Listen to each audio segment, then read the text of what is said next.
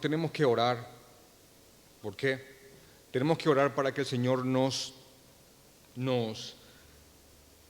llene de confianza en Él. Confiamos en el Señor, claro que confiamos en el Señor, pero esa confianza en ocasiones, a veces y por circunstancias, se debilita.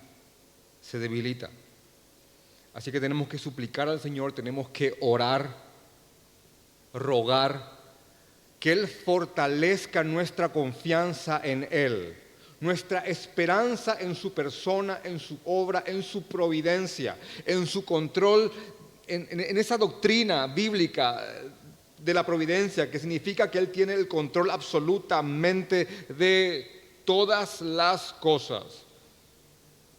Tenemos que orar por eso. Una de las cosas que se ve aquí en el último capítulo de Romanos es una petición del apóstol Pablo, ya lo hemos estudiado anteriormente, pero dice en Romanos capítulo 15, versículo 13, y el Dios de esperanza os llene de todo gozo y paz en el creer. Miren la petición de este hombre para con la iglesia en Roma, que estaba en Roma, que él está rogando que el Dios de esperanza les llene a ellos de todo gozo y paz en el creer. Esa palabra gozo es la plena confianza, ese gozo es la plena confianza de que cualquier cosa que ocurre está dentro de los planes de Dios y el Señor será glorificado tarde o temprano. Así que haya gozo y paz en esta fe que tenemos, en el creer en el Señor Jesucristo. También tenemos que orar para que el Señor nos ayude, nos dé la sabiduría, esa sabiduría que Santiago dice que podemos pedir y que el Señor da abundantemente a aquellos que lo piden con fe, nos dé la sabiduría, nuestro Rey y Señor, para poner en orden nuestras prioridades, qué tiene que ir primero y qué tiene que ir después. Hay que orar por eso. Hay que orar por eso. Hay algunas cosas que son bastante claras, hay otras que no. A veces nos perdemos un poco y anteponemos cosas que deberían de estar después de otras. Entonces hay que rogar al Señor que nos ayude a ordenar correctamente las prioridades, las cosas, los asuntos de nuestras vidas. También tenemos que orar por sabiduría. ¿Para qué? Para que nuestro Señor nos guíe a hacer planes en su temor, en su voluntad. Planes de tal manera que la postura correcta de un hijo de Dios tiene que ser planes de tal manera que roguemos al Señor que si esos planes, por supuesto, están dentro de su voluntad y por ende no son pecaminosos, Dios nos impulse a llevarlos a cabo. Pero también la postura correcta, la postura mental del Hijo de Dios, de un creyente, tiene que ser que el Señor tenga la autoridad, no es que se la damos, sino que tiene que ver con aceptarla, con aceptar que el Señor altere cuando quiera nuestros planes. Y tener gozo y confianza y consuelo para entender cuando nuestros planes no se ajustan a los planes del Señor.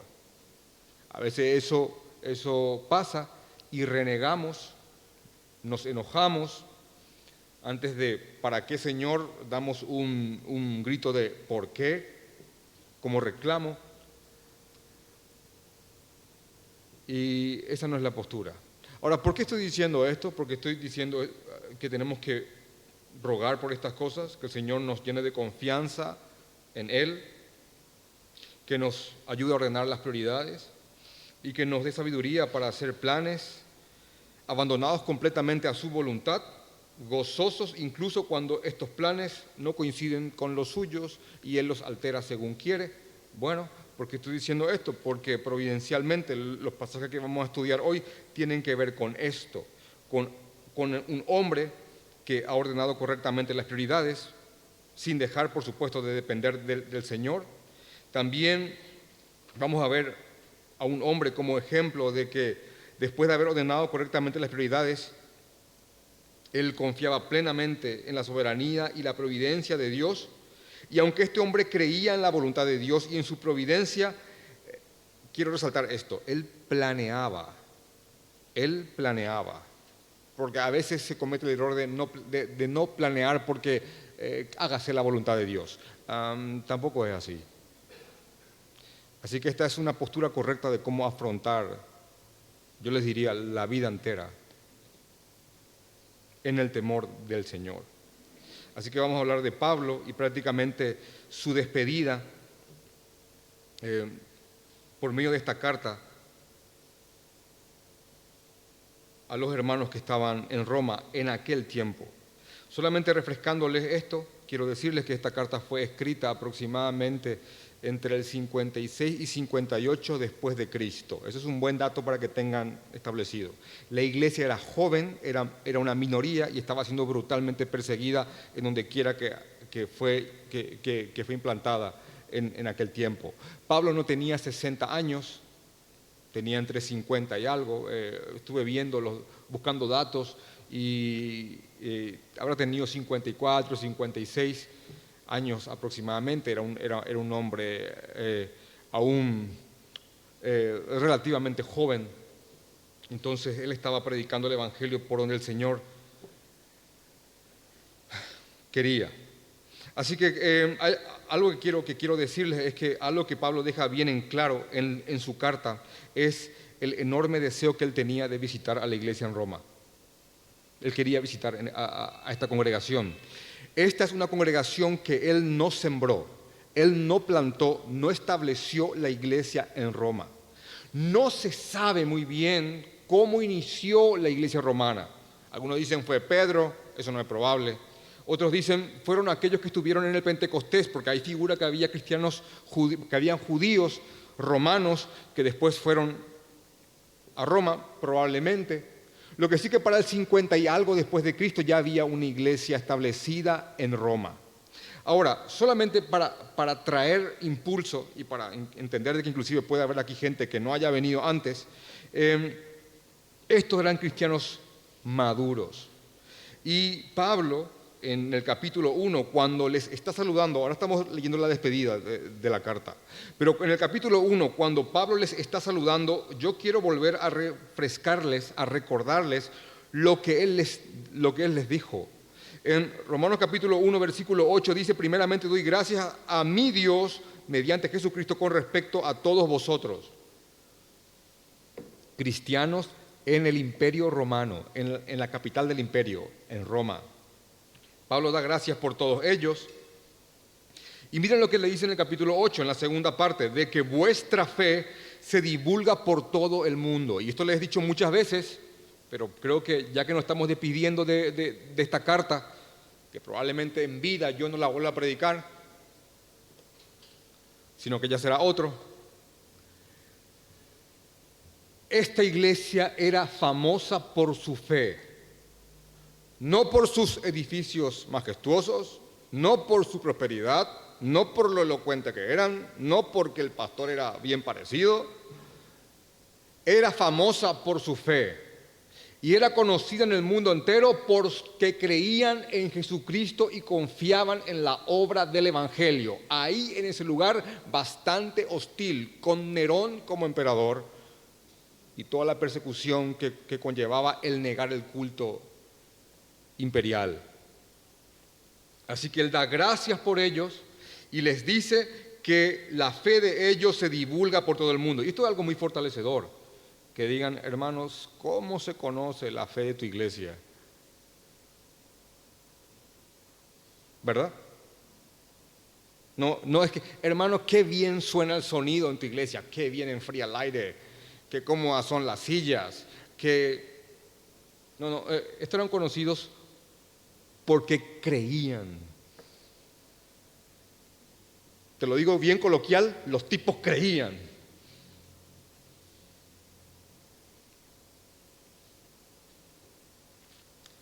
Y después de esto, Pablo les dice porque testigo me es Dios, a quien sirvo en mi espíritu en el Evangelio de su Hijo, de que sin cesar hago mención de vosotros en mis oraciones, rogando que de alguna manera tenga al fin,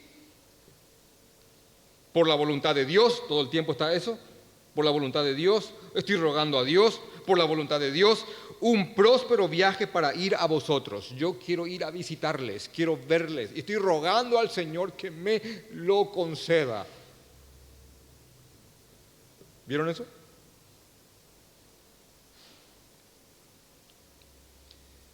Porque deseo verles o veros para comunicaros algún don espiritual a fin de que seáis confirmados. Algún don espiritual es cualquier cosa que Dios me haya dado, yo quiero comunicarles para que ustedes sean confirmados, no convertidos, sino que confirmados, porque ellos eran creyentes y su fe era conocida. Pero no quiero, hermanos, esto es para ser mutuamente confortados por la fe que nos es común a vosotros y a mí. Pero no quiero, hermanos, que ignoréis que muchas veces me he propuesto ir a vosotros, pero hasta ahora he sido, y acá está la palabra, he sido estorbado. Él quería, pero él fue estorbado. Para tener también entre vosotros algún fruto como entre los demás gentiles. Y acá viene esta frase que me encanta, a griegos y a no griegos, a bárbaros y a no bárbaros significa. A sabios y a no sabios soy deudor, así que en cuanto a mí pronto estoy a anunciaros el Evangelio también a vosotros que estáis en Roma. Miren, anunciar el Evangelio a creyentes que eran famosos por su fe. Ahora, una de las cosas que me llamó mucho la atención hace años es que inclusive ahora, es que esta carta, la carta a los romanos, que es como una Biblia dentro de la Biblia, con un contenido tan denso, espeso, nutritivo, fuerte sobre el Evangelio, no es una carta evangelística. ¿Entienden eso?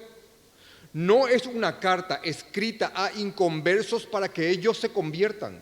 Es una carta escrita a hermanos para que ellos sean confirmados. Obviamente, y por la soberanía de Dios, incontables inconversos se han convertido leyendo Romanos. Pero en origen fue una carta dirigida a creyentes. Así que no es una carta evangelística en el sentido de dirigida a ustedes que no creen para que crean. Era dirigida a una iglesia que era famosa por su fe para que ellos se confirmen en el Evangelio. Para que después ellos prediquen a otros. Y les repito, incontables no creyentes han creído leyendo Romanos, comenzando por Agustín, uno de los más famosos, leyendo Romanos capítulo 13, Lutero también, y muchísimos otros. Pero en originalmente, era para creyentes, hermanos.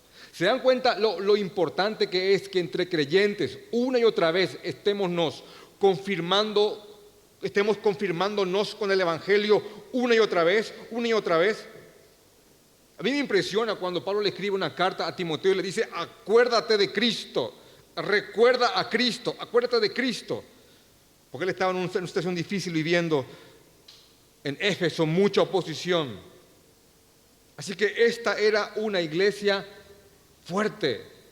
No solamente eso, esto otra vez se vuelve a confirmar en Romanos capítulo 15, que ya hemos estudiado esto, donde él les dice en Romanos capítulo 15, versículo 14, pero estoy seguro de vosotros, él como que le dice, yo sé, hermanos, que ustedes, yo estoy seguro de ustedes, yo estoy seguro de vosotros, hermanos míos, miren cómo les trata de hermanos míos, de que vosotros mismos estáis llenos de bondad y llenos de todo conocimiento. No solamente eran creyentes, sino que tenían bondad, eran piadosos, realmente vivían el Evangelio, eran famosos por eso. Y no solamente eso, tenían conocimiento. Por ende, Pablo reconoce que ellos son capaces de exhortarse, estimularse, guiarse unos a otros, reprenderse, animarse, porque tienen las dos cosas básicas para una iglesia madura: conocimiento y piedad. Piedad y conocimiento. De hecho, que eso es un cristiano maduro, alguien que tiene conocimiento y vive lo que conoce. Todo esto en el contexto de esta gran despedida.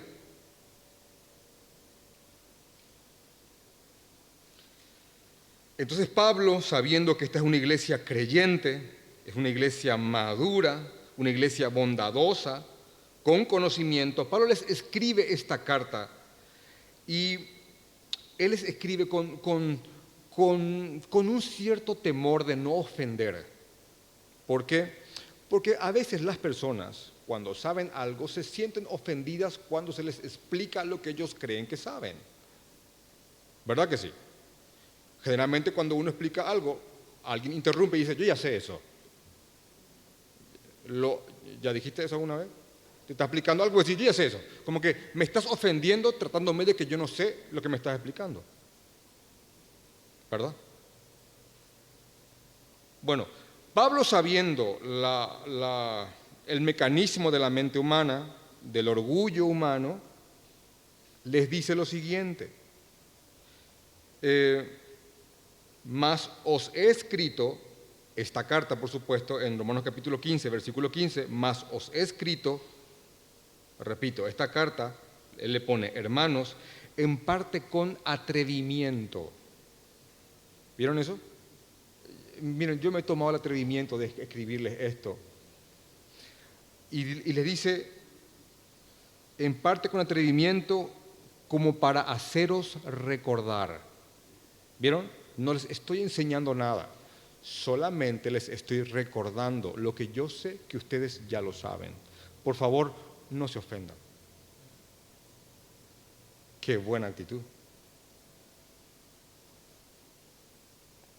Después de esto, él va a explicar algo que está en el capítulo 1, porque se acuerdan que leímos hace unos minutitos nomás, que él dice, yo deseo ir a verles, a veros, pero he sido obstaculizado, he sido interrumpido, he sido trabado. Y aquí recién él explica lo que lo frenó. Y alguno dice, el diablo le frenó. No le frenó el diablo. No, hermano. Le paró, le frenó lo siguiente, el ordenamiento correcto de prioridades. ¿Qué? A veces uno espera algo más desátalo, átalo, ¿verdad? Pero no fue eso. Lo que le frenó fue el ordenamiento correcto de prioridades. ¿Por qué? Porque él dice aquí, después de decir en el versículo, quiero leer con ustedes el versículo 20 de Romanos capítulo 15, dice lo siguiente, y de esta manera me esforcé a predicar el Evangelio, no donde Cristo ya hubiese sido nombrado, para no edificar sobre fundamento ajeno, sino, como está escrito, aquellos a quienes nunca les fue anunciado acerca de Él verán, y los que nunca han oído de Él entenderán. Y miren lo que dice el versículo 22, por esta causa me he visto impedido muchas veces de ir a vosotros. Por esta causa. ¿Cuál causa? La causa que está en el 20 y en el 21. Había lugares en donde aún no habían escuchado de Cristo. Y esto le impedía a él hacer algo que tanto él deseaba, que era ir a ver aquella tan famosa iglesia que vivía su fe, tal vez como pocas. ¿Se dan cuenta? Este hombre quería hacer algo hace años, lo deseaba, rogaba al Señor el poder hacer algo. Visitar a Roma en su caso, pero algo él quería hacer. Pero él ordenó correctamente las prioridades de tal manera que no iba a Roma porque decía, no, ellos ya tienen el Evangelio, son maduros, tienen bondad, tienen conocimiento. Ahí ya está Cristo siendo predicado, vivido, y están luchando por la fe. Ahora hay otras cosas que hacer. Así que él dice, leo de nuevo, y de esta manera me esforcé a predicar el Evangelio, no donde Cristo ya haya sido predicado, donde haya sido nombrado, para no edificar sobre fundamento ajeno, sino que como está escrito, aquellos a quienes nunca les fue anunciado acerca de él verán, y los que nunca han oído de él entenderán. Por esta causa, todavía no fui, porque hay otras prioridades. ¿Ven este ejemplo aquí? El ordenamiento correcto de prioridades. La meditación, el abstenerse de hacer algo que le carcome por dentro, pero tener ese dominio y ese control de decir, aún no. Lo quiero, pero aún no. Lo quiero con todo mi ser, pero aún no. Porque esto es primero.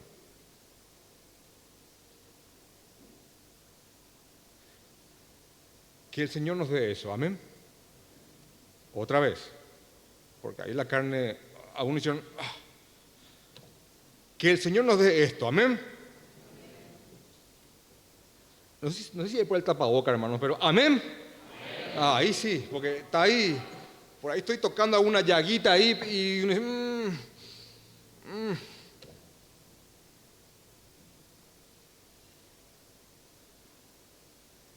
Hay cosas que uno puede desearlo con todo su corazón, pero aún no son el tiempo, aún no es el tiempo.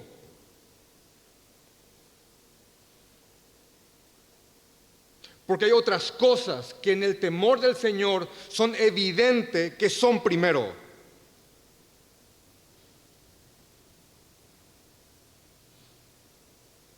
Lo que sea. En este caso era algo ministerial, algo sublime y hermoso, que era ir a visitar, inclusive ni siquiera era algo cuestionable que podría ser malo, era ir a visitar a una iglesia. Pero el principio es anteponer cosas que uno desea, porque hay otras cosas que son primero. Él dice esto aquí. Ni hablar de auto, casa, esposa, lo que sea.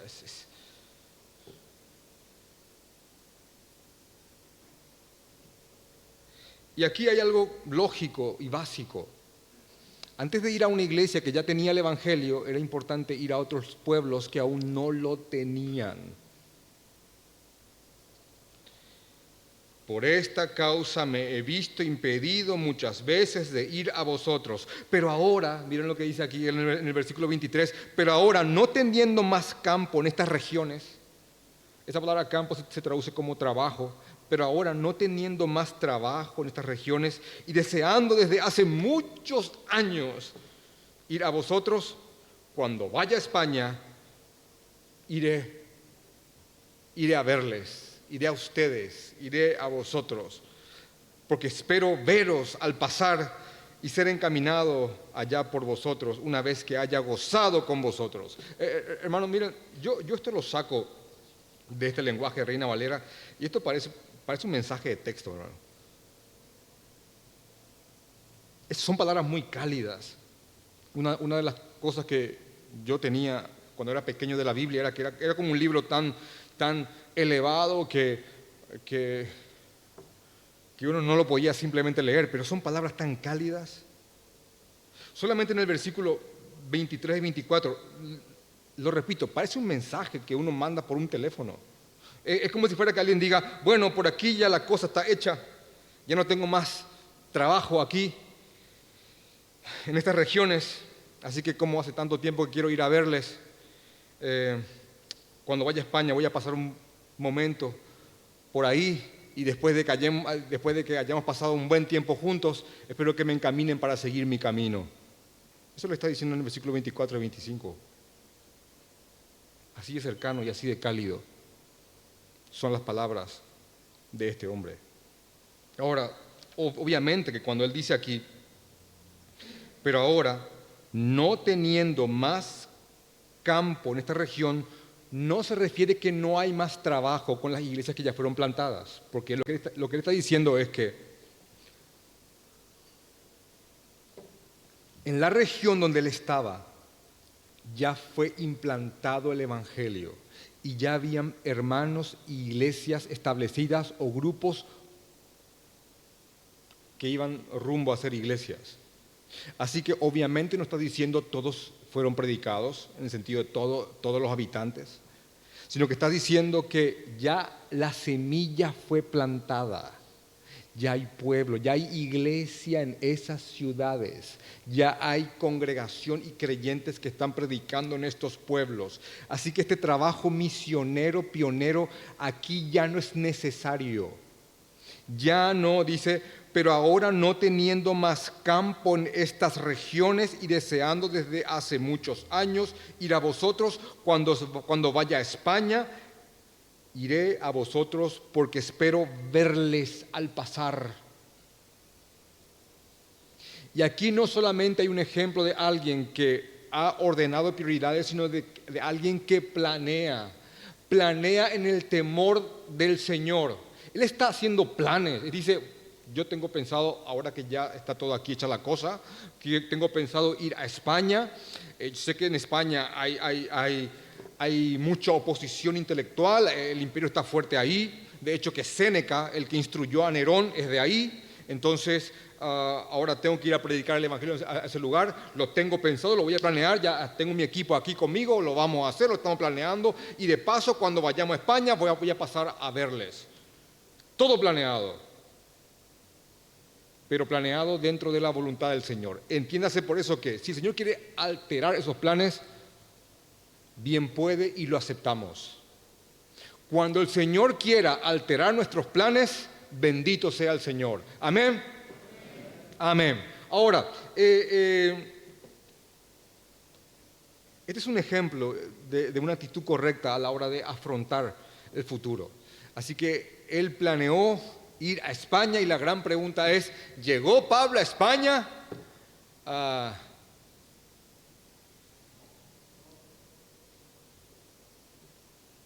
No se sabe. Leí varios comentarios, algunos dicen que puede ser, buscan algunas cartas de algunos historiadores, pero no se sabe. Inclusive dice algunos, probablemente no. Él lo planeó. De que lo haya cumplido, no se sabe, pero tengan por seguro esto. Lo planeó en el temor del Señor, amparado completamente que si sus planes se concretaban o no, era Dios totalmente digno y tenía la autoridad de alterarlo si a Él le placía. Eso no lo tengan duda. Así que acá hay un ejemplo de planeamiento, de planeación, en el temor del Señor, con esa postura correcta de que iré, venderé, estaré, predicaré, trabajaré, compraré, si Dios quiere. De hecho que eso es lo que se encuentra en Santiago, capítulo, vamos a Santiago, vamos a leerlo. Vamos a ver a otro hombre que explica muy bien la postura que se ve en Pablo.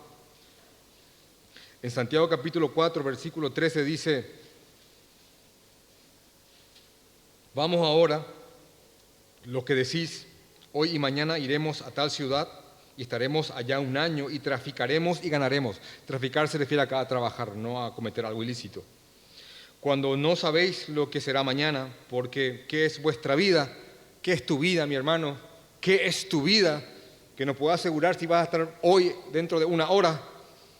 ¿Qué es vuestra vida? Ciertamente es neblina que se aparece por un poco de tiempo y luego se desvanece. Esa es tu vida, hermano. Así es, a lo que se desvanece. En lugar de lo cual deberías decir, si el Señor quiere, viviremos, para comenzar, ¿verdad? Y haremos esto o aquello. Así que uno ve esto en toda la carta de Pablo. Iré si Dios quiere, estaré ahí si es la voluntad de Dios. De hecho que más adelante, cuando él da unos pedidos de oración, dice en el versículo 32 del capítulo 15 de Romanos, para que con gozo llegue a vosotros por la voluntad de Dios. Así que aquí hay, una vez más, el ejemplo de alguien que ordenaba bien las prioridades, planeaba, pero planeaba dentro del temor del Señor, dentro de lo que Dios quiera. Dice un comentarista, hacer planes sensatos y cuidadosos para servir a Dios no entra en conflicto con la confianza y el sano abandono a su prudencia. Y así también la confianza en su prudencia no es una excusa para dejar de hacer planes. Voy a leer esa última parte. Así también la confianza en su prudencia, en su providencia, en que Él tiene el control de todo, no es una excusa para dejar de hacer planes. El tema es que muchos, confiando en la soberanía de Dios, no planean, le pegan a la bola como viene. ¿Entienden eso? Y eso tampoco está bien. A veces yo en consejería hablo con ustedes y ni siquiera saben qué van a hacer el mes que viene.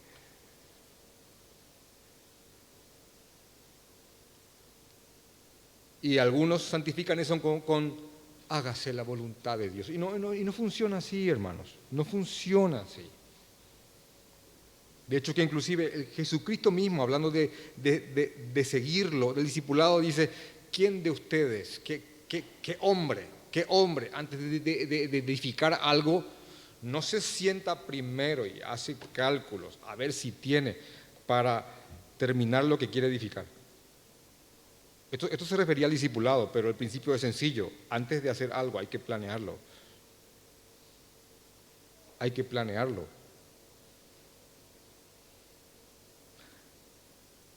De ahí que lo termines o no, el Señor sea bendito. Igual. De ahí que llegues a donde apuntaste, que Dios quiera. Que sea como al Señor le plazca. Pero los hijos de Dios tienen que proyectarse y proyectarse en fe, creyendo en el Señor, caminando en el absoluto control de nuestro Padre Celestial. Es que ese es el ejemplo que aquí el apóstol nos está mostrando. Él planificaba las cosas que quería hacer. Ya estaba trabajando en un lugar, terminó un trabajo ahí, dijo, bueno, ahora vamos a España, ya está todo, de paso voy a ir a verles. Y cuando les vea, vamos a pasar un buen tiempo juntos, vamos a gozarnos. Y una vez que me haya gozado con ustedes, que nos hayamos gozado, que nos hayamos acuerpado, estimulado, animado, porque qué bueno es pasar tiempo con hermanos, no con gente que va a una iglesia, con hermanos. Qué bueno es pasar tiempo con hermanos, cómo estimula, cómo anima, cómo fortalece. Y él dice acá, una vez que nos hayamos gozado, espero que me encaminen para seguir mi misión, para seguir mi camino. Y en el versículo 25 al 28 hay un ejemplo otra vez de lo anterior, que es el orden de prioridades. ¿Por qué? Porque dice en el versículo 25, mas ahora voy a Jerusalén para ministrar a los santos. Quiero ir ahora a España, de paso verles, pero ahora mismo todavía no voy a ir, sino que voy a ir en la dirección opuesta a España, porque voy a ir a Jerusalén. ¿Para qué? Para ministrar a los santos. Y esto no contradice el hecho de sembrar sobre fundamento ajeno, sino que en Jerusalén había una necesidad. Los cristianos, producto de la persecución, muchos habían quedado pobres. Habían perdido todo lo que tenían, habían perdido su estatus, su posición social, su influencia. Muchos habían perdido absolutamente todo. Y estaban en la pobreza. Las iglesias eran pobres. La iglesia en Jerusalén era pobre. Así que él quería ir a Jerusalén para llevarles palabra de ánimo y también llevarles una ofrenda que él recolectó en otra iglesia, en otras iglesias. Por eso dice en el versículo 26, después de decir en el 25 que va a Jerusalén, dice, porque Macedonia y Acaya tuvieron a bien hacer una ofrenda para los pobres que hay entre los santos que están en Jerusalén. Así que él iba a una iglesia no judía, una iglesia gentil, dice aquí Macedonia y Acaya, griegos, y recolectaba ofrendas en ese lugar y las llevaba a los pobres que estaban en Jerusalén, a los hermanos que estaban en Jerusalén. Y yo dije, bueno, seguro que eran ricos los de Acaya y los de Macedonia. Y encontré en un libro histórico que probablemente eran bastante pobres también. Ricos no eran, ahora eran bastante carenciados, lo que hace aún mayor el gesto de amor para con sus hermanos en Jerusalén. Así que Pablo estaba atendiendo las iglesias y llevaba las ofrendas de amor de una iglesia para otra. No una iglesia que le sobraba, sino que una iglesia que también carecía, pero tal vez no era tan carente como esta otra iglesia. Y de hecho que él estaba inclusive trabajando de esa forma para que haya ese puente entre las iglesias de predominancia judía con las iglesias de predominancia griega. Así que una vez más él dice, yo quiero ir a Roma, yo quiero eso, pero aparte que ya me impidió esta prioridad, ahora tengo que primeramente ir a hacer algo, atender a los hermanos que están en Jerusalén. Ahora, quiero mostrarles, solamente abriendo como un paréntesis, porque está aquí en el texto, es de resaltar el razonamiento de los creyentes de Macedonia y Acaya. ¿Por qué? A la hora de ofrendar. ¿Por qué? Porque dice, porque Macedonia y Acaya tuvieron a bien hacer una ofrenda para los pobres que hay entre los santos que están en Jerusalén, pues les pareció bueno, a ellos les pareció bueno, cosa buena, y son deudores a ellos. ¿A quiénes? Ellos se consideraban deudores de los cristianos en Jerusalén. ¿Por qué? Porque eran judíos. Y dice aquí, porque si los gentiles han sido hechos partícipes de sus bienes espirituales, deben también ellos ministrarles de los materiales. Es como que ellos son los judíos, de ellos son las promesas. Nosotros los gentiles somos el injerto y estamos siendo partícipes de las bendiciones que son de ellos, de las bendiciones espirituales. ¿Qué es compartirles lo material a ellos, de quienes originalmente son las promesas? ¿Lo comprenden? Los cristianos no judíos se dijeron a sí mismos, hey hermanos, nuestros hermanos judíos están sufriendo y todo comenzó con ellos. Todo comenzó con ellos y somos partícipes de las promesas que originalmente fueron de ellos. De hecho que así ellos celaban, los judíos, y se convertían. ¿Qué es entonces que le compartamos lo material si de ellos viene lo espiritual? Así razonaron los cristianos gentiles. Si Él me compartió lo espiritual, ¿qué es que yo comparta algo material y temporal con Él? De hecho que, les repito, todo comenzó en Jerusalén. Si ustedes van a Hechos capítulo 8, y quiero aquí, si me prestas atención, probablemente pueda que te confunda un poco, pero si me prestas atención vas a delirar con esto.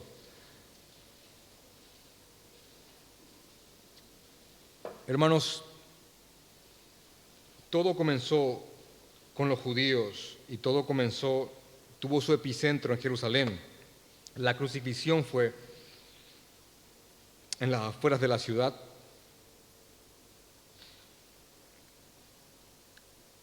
Y hubo un momento en que la iglesia estaba centrada, fortalecida y su epicentro era en Jerusalén. Y dice Hechos capítulo 8, Y Saulo consentía en su muerte, en la muerte de los creyentes. Saulo, que es Pablo, para aquel muy nuevo que está aquí. En aquel día hubo una gran persecución contra la iglesia que estaba, ¿en dónde dice? En Jerusalén. La iglesia a la cual se le iba a llevar la ofrenda, según Romanos capítulo 15. En aquel día hubo una gran persecución contra la iglesia que estaba en Jerusalén. Y todos fueron esparcidos por las tierras de Judea y de Samaria, salvo los apóstoles. Y hombres piadosos llevaron a enterrar a Esteban, porque él había sido muerto por predicar el evangelio, e hicieron gran llanto sobre él. Y Saulo asolaba a la iglesia y entrando casa por casa arrastraba a hombres y a mujeres y los entregaba en la cárcel. Saulo, entiéndase Pablo, en Jerusalén. Y miren por favor el versículo 4, con mucha atención y márquenlo si quieren. Pero los que fueron esparcidos por causa de la persecución, iban por todas partes anunciando ¿el qué? El evangelio. Ahora, miren la vuelta de la providencia de Dios. Saulo perseguía a la iglesia en Jerusalén. La iglesia en Jerusalén fue dispersada por causa de la persecución, pero la persecución provocó evangelización. Estábamos todos juntos ahí, era la zona cómoda, estábamos todos tranquilos, somos muchos, nadie quería ir a lugares hostiles donde probablemente nos maten, así que Dios envió una persecución en el centro del movimiento. Al esparcirse, versículo 4 de Hechos capítulo 8, los que se esparcieron llevaron el evangelio por todas partes, entre ellos ciudades gentiles. Ahora, esos gentiles que en gran parte fueron convertidos por los esparcidos, ahora estaban enviando ofrendas a aquellos que habían sido perseguidos en Jerusalén. No solamente eso, la ofrenda lo estaba trayendo uno que fieramente asolaba a la iglesia que fue perseguida en el lugar donde se provocó la expulsión. ¿Se dan cuenta cómo es la cosa?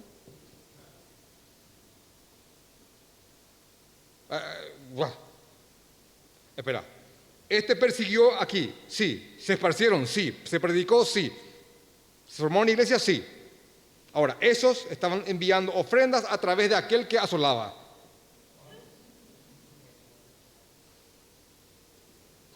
Así que imagínate que todos corríamos de él y después de años después él viene, permiso,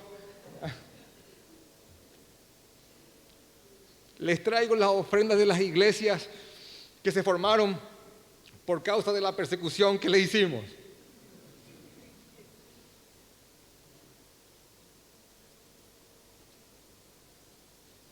Yo glorifico a Jehová por esto.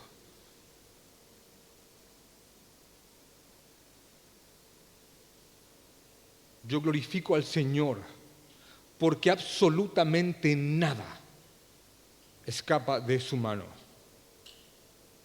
De hecho que aún así Pablo sentía culpa por lo que hizo, porque Pablo jamás se refugió en el, bueno, como yo les perseguí, ellos se esparcieron, ahí se multiplicaron, bueno, entonces no estuvo tan malo que lo que hice. Romanos capítulo 3, jamás pase tal cosa por tu cabeza. Que algunos dicen, si mi injusticia hace exaltar la justicia de Dios, ¿por qué Él me culpa? No, la providencia de Dios es el creer que Dios tiene el control absolutamente de todo sin que nadie sea despojado de su responsabilidad por sus obras malas. Aunque esa obra mala haga que la justicia de Dios se exalte, esa obra mala va a ser pagada. ¿Lo comprenden? Pero Dios tiene el control. Esto significa Dios tiene el control. No esa definición de Dios tiene el control tan efímera y barata que te han vendido por muchos años. Dios tiene el control, todo va a salir bien. No siempre todo va a salir bien. No siempre todo va a salir como lo planeaste. No siempre vas a cumplir tus sueños y no siempre vas a ser un campeón. No es así. Vas a perder muchas veces y vas a ganar en otras. Vas a llorar y vas a reír. Vas a sanar y de algunas cosas no vas a sanar nunca. Y la vas a llevar a tu tumba y Dios te va a limpiar de ellas en la gloria. Pero sépase que pase lo que pase, Dios será glorificado al final de esto. Siempre y siempre. Hay un verso de gente que vivió la fe hasta lo último, que está aquí en Hebreos, capítulo 11, probablemente uno de los versos más conocidos y más ejercidos en las escuelas dominicales, que es Hebreos capítulo 11, es pues la fe, la certeza de lo que se espera y la convicción de lo que no se ve, y que por ella alcanzaron buen testimonio. Los antiguos ya muy poco lo saben, casi nadie, pero después de hablar de todos aquellos que vivieron la fe en Jesucristo, esto que les leo, cada vez que se da la oportunidad, dice, después de hablar de todos los héroes de la fe, Jefté, Sansón, Samuel y los profetas, dice aquí en el versículo 33 de Hebreos capítulo 11, solamente para mostrarles cosas que le ocurrieron a creyentes y que no siempre coincidió con algo que ellos planearon. Dice en el versículo 33 de Hebreos capítulo 11, por la fe conquistaron reinos. Y yo les suelo hacer como este ejercicio. Les pongo que estamos en un culto, estos eufóricos, y se levanta alguien y empieza a decir, por ejemplo, las frases, por la fe conquistaron reinos, y eufórica la iglesia dice, amén. Bueno, acá dice eso, por la fe conquistaron reinos. Hicieron justicia, amén, le dieron lo que le merecía a los malos, lo que se merecían. Alcanzaron promesas, amén. Por la fe taparon bocas de leones, amén. Y el baterista se vuelve loco acá a mi izquierda y sale el humo. Porque sí, hermanos, conquistaron reinos, alcanzaron promesas, apagaron la boca de los leones, apagaron fuegos intempestuosos, evitaron filo de espada. Querían matarle y no pudieron. Está diciendo acá. Sacaron fuerzas de debilidad, se hicieron fuertes en batalla, pusieron en fuga a ejércitos extranjeros. Esto suena hasta como esas músicas medio judaicas.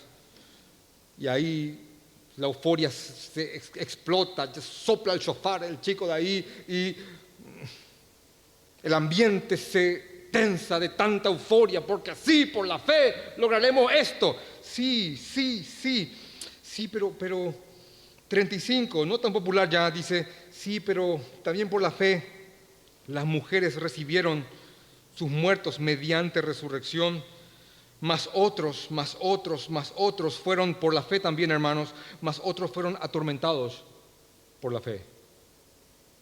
Y ahí el baterista se queda, ¿qué? Y el chico del humo saca el pie del pedal. Y baja del shofar, baja el cuerno de la boca y dice, ¿qué? Por la fe también algunos fueron atormentados, no aceptando rescate a fin de obtener mejor resurrección. ¿Qué quiere decir eso? Renuncien a lo que creen. Y ellos no lo hicieron.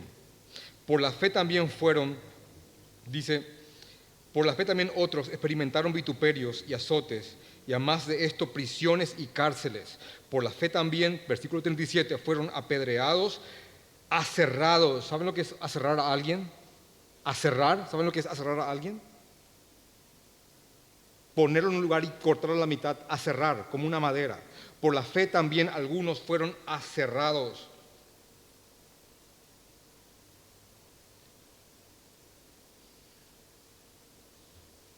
Puestos a prueba. Y miren lo que dice aquí, muertos a filo de espada. Solamente en el versículo 34 dice, evitaron filo de espada. Acá dice, otros murieron a filo de espada.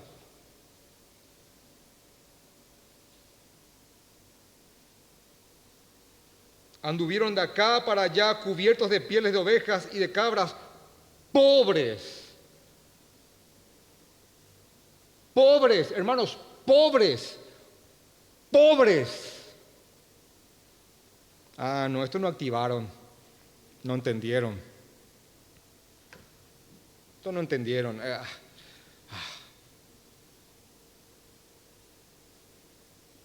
pobres, angustiados, maltratados. Y miren, y miren lo que dice acá. No eran pecadores, eran personas de los pecadores así en el sentido, no eran personas que estaban padeciendo esto porque no vivían su fe. No, eran tan hermosos a tal punto que dice, de los cuales el mundo no era digno. El mundo no era digno de ellos porque vivían su fe. ¿Vieron eso?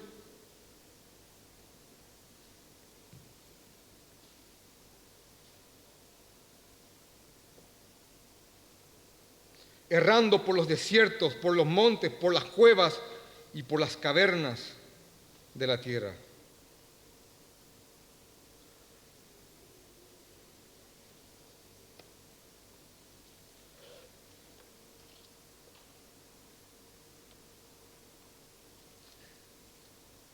Hermanos,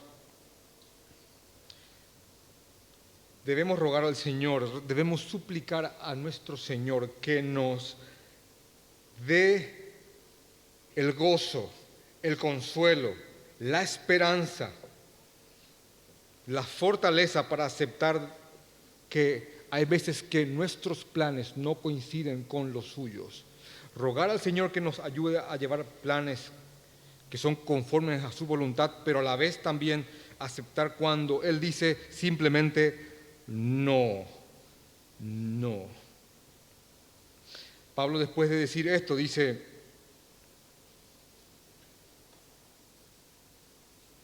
así que cuando haya concluido esto de llevar la ofrenda a esa iglesia tan perseguida y pobre, y les haya entregado este fruto, pasaré entre vosotros rumbo a España.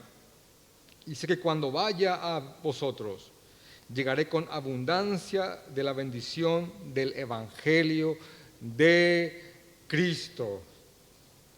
Pero os ruego, hermanos, por nuestro Señor Jesucristo y por el amor del Espíritu, que me ayudéis orando. Así que este hombre no solamente ordenaba bien las ideas y las prioridades, sino que también planeaba con el Señor y no se independizaba de sus hermanos. Él buscaba acuerparse, buscaba ayuda entre aquellos que también creían lo que él creía, y era tan humilde en un sentido de reconocer su vulnerabilidad y debilidad, de pedir ayuda a otros creyentes para que oren por él. Así que él ruega diciendo que me ayuden orando por mí a Dios, porque la oración es una ayuda. La oración ayuda. La oración ayuda para que sea librado de los rebeldes que están en Judea, entiéndase de los judíos que no creen. Oren por mí, hermano, para que no me maten, y que la ofrenda de mi servicio a los santos en Jerusalén sea acepta, que ellos lo acepten, que llegue bien, para que con gozo llegue también a vosotros por la voluntad de Dios, y que sea recreado, que pasemos bien, que nos recreemos, y que sea recreado juntamente con vosotros. Y el Señor de paz sea con todos vosotros. Amén. Wow. Señor Jesucristo.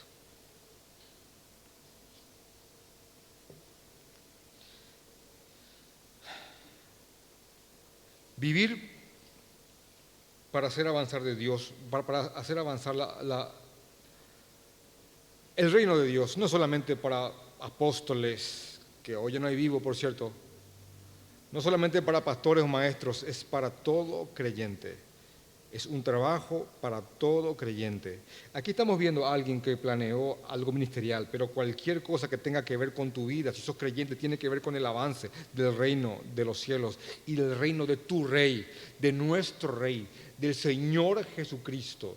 Así que en el actuar, en las simples y cercanas palabras de este hombre, se puede ver a alguien que confía en el Señor, que descansa en la providencia del Señor, que sabe que Dios lo controla absolutamente todo, que planea, que se proyecta, que visiona, pero está completamente abandonado a que Dios diga no cuando Él quiera.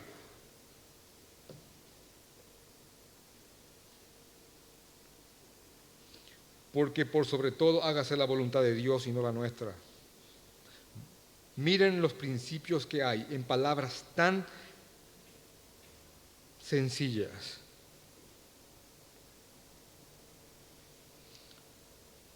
Así que oremos al Señor para que nos dé confianza en Él, nos dé sabiduría para ordenar correctamente las prioridades, para abstenernos de aquellas cosas que tanto anhelamos, pero que sabemos en el temor del Señor que primeramente hay otras cosas que hacer.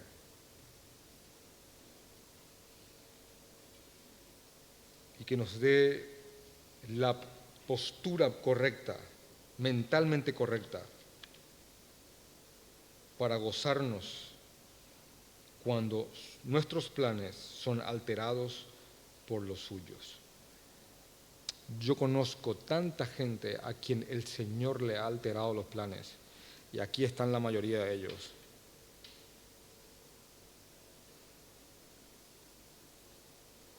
Vamos a orar.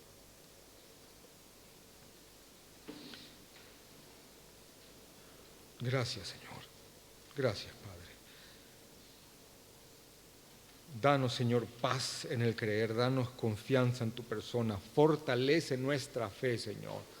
Y sabemos lo que eso implica. Rey bendito, te pido que fortalezcas nuestra fe. Ayúdanos, Señor. Ayúdanos, Señor, a esperar. Ayúdanos, Señor, a posponer, a priorizar, a planear, a temer, a caminar, Señor. Ayúdanos, Señor, a ver tu voluntad y aceptarla cuando está por encima de la nuestra. Ayúdanos, Señor. Es un buen tiempo para meditar en esto, Señor. Es un buen tiempo para pensar en estas cosas. Es un buen tiempo, Señor. Es un buen tiempo, Rey. Ayúdanos. Amén.